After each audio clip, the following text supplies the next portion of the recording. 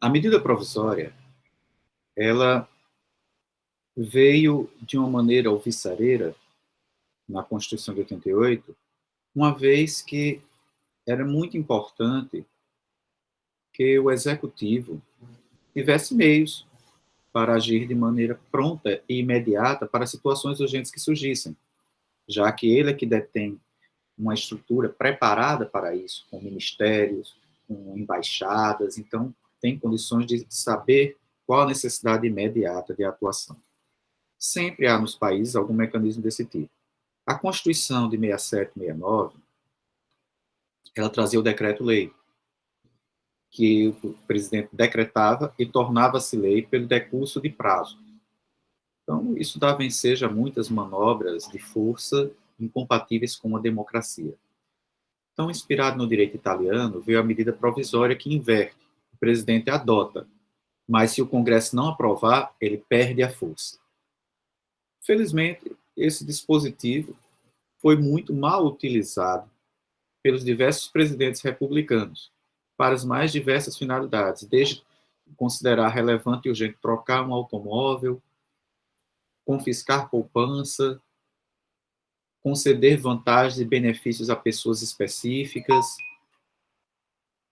e ela criou um verdadeiro autoritarismo, criou uma monarquia no Brasil de maneira muito clara.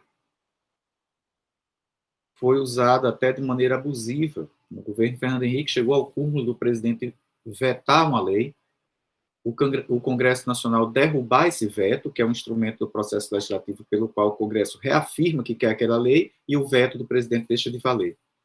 Pois então, o presidente vetou, o Congresso derrubou, e o presidente editou uma medida provisória revogando a lei, então, porque ele não a queria. Então, chegou realmente a tensões muito grandes. E na mídia, vocês podem encontrar diversos assuntos desse tipo. Quando a Constituição veio, a medida provisória só valia 30 dias. Melhor, a doutrina entendia unanimemente que era 30 dias e depois disso ela perderia qualquer força, não podia ser reeditada. Mas criou-se uma tese segundo a qual era possível inserir um dispositivo embaixo da medida provisória dizendo que estavam reeditados e mantidos os efeitos da medida provisória tal, que era anterior. E aí ela ficava sendo reeditada. Chegou a um ponto que foi necessário colocar uma nova forma de numeração, porque começou a confundir as coisas. Todo dia eram dezenas de medidas provisórias reeditadas. Você não tinha mais segurança jurídica nenhuma. Então você começou a manter o mesmo número e acrescentou um índice. Medida provisória 1, 2, 3, 4, 5, 6, né? Até números bastante elevados na casa das dezenas. Eu vou até projetar aqui para vocês terem uma ideia, porque claro que isso dava uma hipertrofia do executivo muito grande, ainda dá. E o que aconteceu? Veio uma emenda constitucional de número 32 de 2001, a pretexto de acabar com a festa das medidas provisórias. Não caiam nesse argumento. Na verdade, ela ampliou o poder das medidas provisórias. Se antes a medida provisória valia por 30 dias, passou a valer por 60. E agora o presidente não precisa mais nem reeditar, ela já é reeditada. E também essa medida provisória mais duradoura, no bojo dessa emenda constitucional 32, veio um dispositivo, seu artigo 2º, muito poderoso, típico dos piores momentos da história ocidental. Ela determinou que as medidas provisórias que estavam em vigor na data da sua edição, da emenda constitucional, permaneceriam em vigor, salvo se o Congresso Nacional as derrubasse. Ora, se o Congresso Nacional até então não tinha nem feito nenhuma medida provisória, analisado as medidas provisórias, quanto mais parar para fazer agora. Isso significa que na nossa ordem jurídica, nós convivemos até hoje com medidas provisórias permanentes desde 2001. Se você, tanto, vou compartilhar uma outra tela aqui com vocês para vocês terem uma ideia do que eu estou falando. Observem, quando vocês entram na página do Planalto para ver medidas provisórias no portal da legislação, vocês têm as emendas posteriores e as anteriores à emenda constitucional 32, exatamente por isso que eu falei. Se eu entrar aqui, só pegando as emendas anteriores à emenda constitucional 32, do ano de 2000 e 2001, e que, portanto, ainda estão em vigor, é essa a diferença. Essas aqui ainda estão em vigor. Olha só, todas as medidas provisórias estão em vigor. Olha como havia reedição aqui na numeração, olha. Como essa medida provisória era sendo reeditada. Isso está em vigor. Medidas feitas para serem provisórias. Eu vou avançar logo enquanto está. Feitas para serem provisórias. Algumas, queria ser honesto, mostrar, ó, algumas foram convertidas em lei. Convertida ou revogadas posteriormente. Por isso que, na época, chegou-se a haver denúncia ao EAD que o Brasil vivia uma ditadura. Observe, não tem Congresso Nacional. Olha a quantidade de atos legislativos efetuados pelo presidente da República e que permanecem até hoje valendo, tendo tido apenas a assinatura de um homem e nunca tendo sido votados pelo Congresso Nacional. Merece um minuto de silêncio. Convertida é quando efetivamente houve a votação, as mais antigas estão convertidas. Outras tantas não. Então, tudo isso mostra a fragilidade democrática que o Brasil enfrenta. Na regulamentação da medida provisória, vocês encontrem, eu peço que leiam o artigo 62, ele veio, é verdade, a emenda 32 veio dizendo, é vedada a edição de medida provisória sobre matéria. Esses assuntos aqui já eram assuntos que a jurisprudência dizia, né, ou que a doutrina pedia há muito tempo. Foi preciso colocar por expresso na Constituição, porque o Executivo continuava fazendo. Então, proibiu sobre lei complementar, direito penal, nacionalidade, plano plurianual, detenção, sequestro de bem de poupança popular, porque foi o confisco da poupança feito por Collor. A medida perde a eficácia se não for convertida em 60 dias, prorrogável uma vez por igual período, devendo o Congresso disciplinar por decreto as relações jurídicas. Se o decreto não regular, continua sendo regido por ela.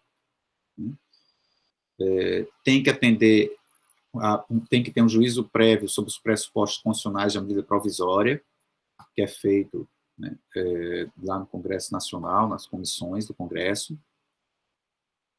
Prorrogar-se a única vez a vigência da medida provisória se em 60 dias não tiver sua votação encerrada nas duas casas. A votação delas é iniciada na Câmara dos Deputados. Aqui caberá à comissão mista de deputados e senadores examinar as medidas provisórias e emitir parecer. É vedada a reedição na mesma sessão legislativa de medida provisória que tenha sido rejeitada, já vamos ver o que é a sessão legislativa. E também, se a medida provisória até 45 dias não tiver sido votada, ela entra em regime de urgência.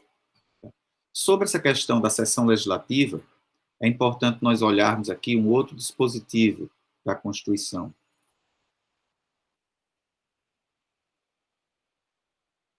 O artigo 54, das reuniões.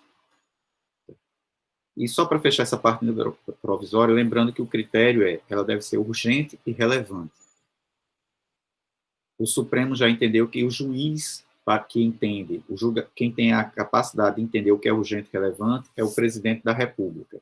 Porém, como houve muitos abusos, a jurisprudência terminou podando algumas coisas, e isso ficou claro nesse parágrafo primeiro que nós lemos lá do artigo 62. Sobre sessões, é o seguinte, existe esse tópico chamado das reuniões.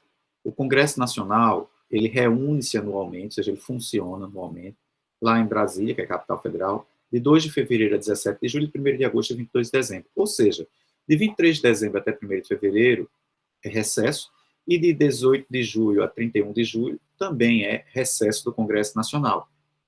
E se isso for um sábado, domingo, feriado, as reuniões vão para o primeiro dia útil.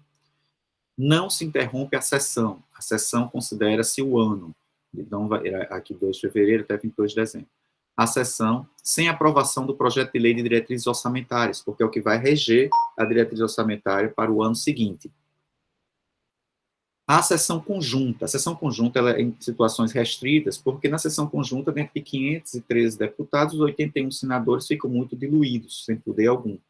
Então, a sessão conjunta ela existe para quê? Para inaugurar a sessão legislativa, que é em 2 de fevereiro, para elaborar o regimento comum e tudo que diz respeito aos serviços comuns das duas casas, para receber o compromisso do presidente e do vice-presidente da República, que aqui a gente pode até fazer uma rápida pausa para dar uma olhada um pouquinho mais à frente.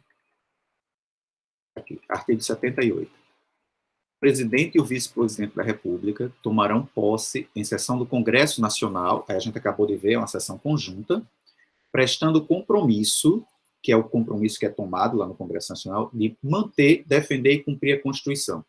Esse é o primeiro compromisso do presidente da República, e essa é a função do presidente da República. Manter, defender e cumprir a Constituição. Isso não o coloca de maneira nenhuma, de maneira superior aos outros poderes, nem dá autoridade sobre os outros poderes, em hipótese alguma. Mas seu primeiro compromisso é com cumprir a Constituição. Por isso que é completamente incabível uma candidatura de um presidente da República que diga que sua proposta de campanha é acabar com a Constituição ou mudar a Constituição, porque o compromisso dele é defendê-la. Observar as leis, promover o bem geral do povo brasileiro, sustentar a união, a integridade e a independência do Brasil. Então, não tem muito espaço para filosofia nesse assunto aqui. Claro que eu estou usando filosofia no sentido puramente popular. Não tem espaço para arranjar chifre em cabeça de cavalo. É muito clara a Constituição. Continuando aqui nas reuniões, já vimos as hipóteses de sessões conjuntas, conhecer do veto e deliberar sobre o veto que o presidente coloca legitimamente sobre uma lei, feita aqui. Em 1º de fevereiro, logo antes do dia 2, no primeiro ano da legislatura, certo? O Senado e a Câmara vão se reunir para dar posse a seus membros, eles dão posse a si, e a eleição das casas. Vão fazer a eleição para mandato de 2 anos, vedada a recondução para o mesmo cargo na eleição imediatamente subsequente. Ou seja, precisa haver alternância na presidência da Câmara e na presidência do Senado. Isso atualmente é objeto de debate, porque a intenção dos atuais ocupantes de tornarem a se eleger. A mesa do Congresso Nacional, ou seja, do conjunto, por isso que ele é o presidente, é presidida pelo presidente do Senado. Então, quem é o presidente do Congresso? O presidente do Senado. E os demais cargos são exercidos alternadamente. Vocês veem as emendas constitucionais e aquelas que eu falei, as emendas constitucionais de revisão. Se eu clico aqui nas emendas de revisão, você vê, temos 6 emendas. Se eu retorno aqui e clico nas emendas constitucionais, essas aqui foram aquelas feitas em 93, 94, e aqui eu vou ter 108 emendas. Realmente é uma quantidade muito grande, uma Constituição que está se fazendo ainda. Se eu abrir aqui, vou pegar a emenda mais recente, a emenda constitucional, ela é feita por um poder do próprio Congresso Nacional, conferido pela Constituição, não passa pelo presidente da República. Então, quem assina a emenda constitucional? As mesas assinam. Então, aqui eu tenho a mesa da Câmara dos Deputados, a mesa do Senado Federal. Quem escolheu que fosse assim foi a própria Constituição. Então, aqui, por exemplo, por ter sido agora de agosto, vocês podem ver quem compõe as mesas. O Senado, presidido pelo senador Davi Alcolumbre, depois Antônio Anastasia, Lazier Martins, né? Seguem aqui, que vem a ser filho do presidente da República, quarto secretário, outro aqui. Depois a Câmara dos Deputados, o deputado Rodrigo Maia, e segue primeiro presidente, segundo vice-presidente. Cada cargo desses tem uma função específica. Cada cargo desses, no regimento interno, estabelece uma atribuição para cuidar de algo. Então, há uma certa luta até para ocupar essas funções, porque dá poderes, geralmente pelo gerenciamento de verbas de certos tipos de contratos do Congresso Nacional. E a Constituição, ela vai dizer da seguinte maneira, que a mesa do Congresso é presidida pelo presidente do Senado, que aqui está, né? E isso está lá no artigo 57, parágrafo 5º. E os demais cargos são exercidos alternadamente pelos ocupantes de cargos equivalentes na Câmara dos Deputados e no Senado. Então, a mesa do Congresso, eu vou fazer aqui um zigue-zague.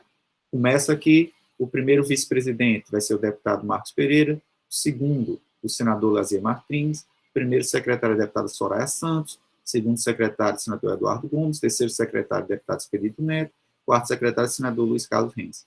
Isso faz com que, inclusive, aumente a disputa, porque, dependendo do cargo que você está, você vai ocupar uma função também no Congresso Nacional. Voltando onde nós estamos, temos hipótese de convocações extraordinárias, que foi preciso dizer numa emenda constitucional que não haveria indenização, não haveria pagamento por ir para a sessão extraordinária, porque antes havia o pagamento pela legislação extraordinária era superior à remuneração normal do deputado e do senador. Né? Ele recebia por essas convocações e faltava nas ordinárias e comparecia nas extraordinárias. Aqui vocês têm os artigos sobre as comissões, aproveitando que estamos vendo. O Congresso vai ter comissões permanentes e temporárias. Na constituição das mesas e de cada comissão é assegurada, tanto quanto possível, isso funciona nos termos do regimento interno, a representação proporcional dos partidos ou dos blocos parlamentares. Certo? E aqui tem aquilo que eu mencionei a vocês quando olhamos o regimento interno, que as comissões cabe discutir e votar projeto de lei que dispense a competência do plenário. Novamente, remeto ao regimento interno da Câmara dos Deputados a título de exemplo. Feito esse breve passeio na roça constitucional, vamos retornar aqui para onde falávamos das medidas provisórias. E agora nós vamos falar de outra espécie prevista na Constituição, que é o decreto legislativo. O decreto legislativo, vocês vão encontrar muitas vezes, quando, por exemplo, tem algum tratado internacional para ser incluído no Brasil, é para as competências exclusivas do Congresso Nacional. Então, o Congresso Nacional, ele edita os seus atos na forma de decreto legislativo.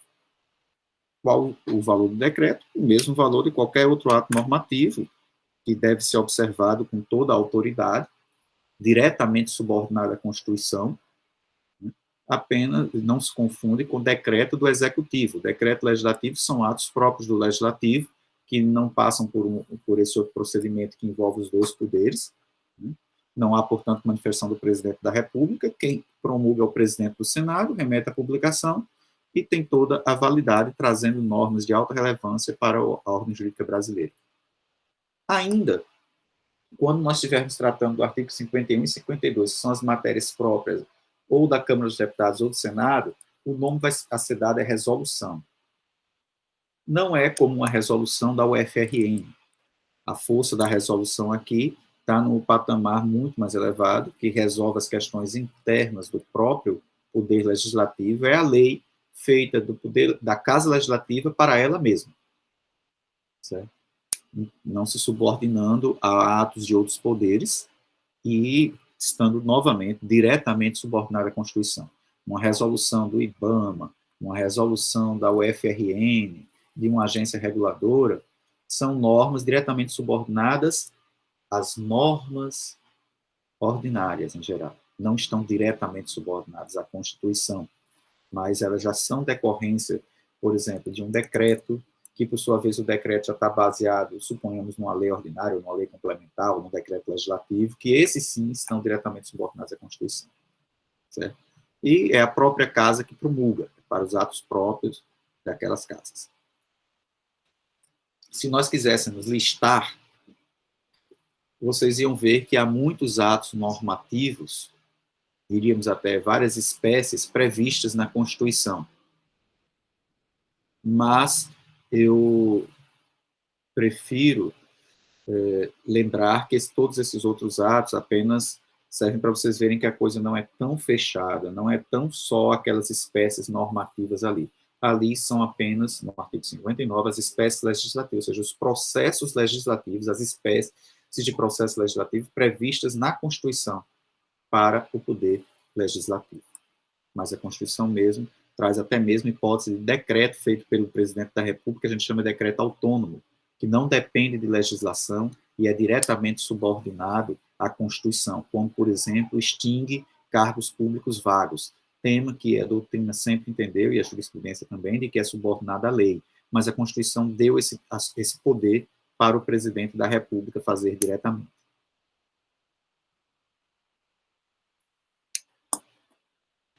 Essa foi uma foto que eu tirei certa vez em Brasília, claro, teria sido em outro canto, e que eu acho muito simbólico.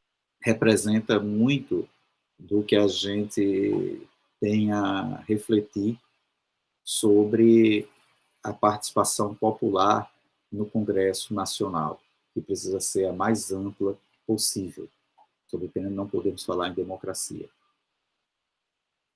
Para sintetizar, nós falamos aqui das diversas fases: iniciativa, discussão, votação, sanção, veto, promulgação, publicação. Tudo isso é a sequência do que acontece. É importante atentar para a iniciativa.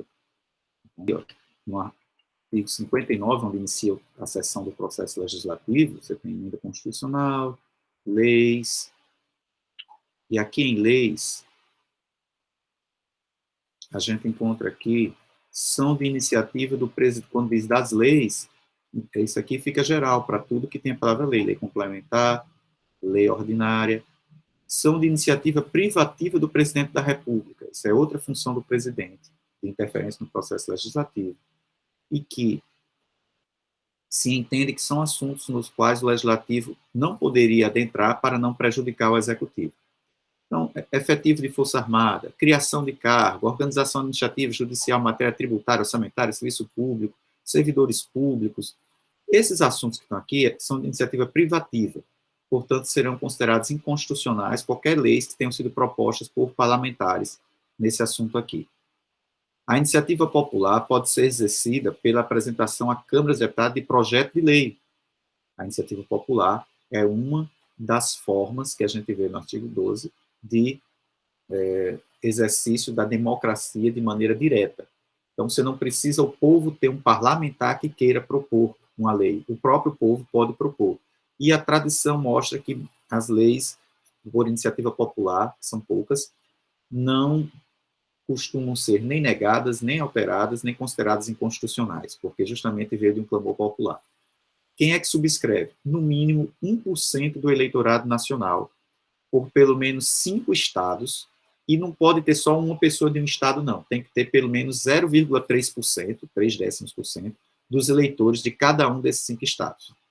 Certo? Então, tem que ter pelo menos 0,3% dos eleitores do estado para contar, e vão ter que ter 5 estados, e isso autoriza a propor. Atenção, isso é diferente da Comissão de Participação Popular, de Legislação Popular, comum em muitos órgãos legislativos, quando a própria Casa Legislativa resolve criar uma comissão para receber propostas de lei dos cidadãos, e se acharem interessante, a comissão apresenta aqui. Aqui não, a iniciativa popular é diferente, é o próprio cidadão que apresenta com essa subscrição de pelo menos 1% do eleitorado nacional e apresenta essa proposta para votação. Então, é muito importante atentar para isso. Há várias iniciativas, por exemplo, leis do Poder Judiciário são de iniciativa do Poder Judiciário.